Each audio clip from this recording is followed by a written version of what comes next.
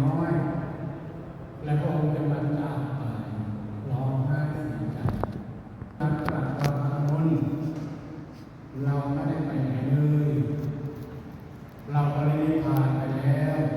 พระธรรมและพระวินัยนั่นแหละจะเป็นศาสดาแปลว่าผู้สอนแทนเรา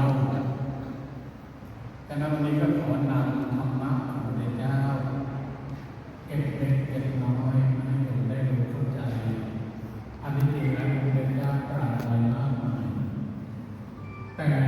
หลังจากวันเดือน15 ค่ำเดือน6 เมื่อ2,000 ปีพระองค์ก็ไม่ได้ตรัสอะไรเลยก็มาเป็นหลวงพ่อโตนี่แหละท่านตรัสว่าอะไรท่านตรัสว่าคนที่เกิดมาในโลกมีเหตุมีปัจจัยมาทั้งนั้น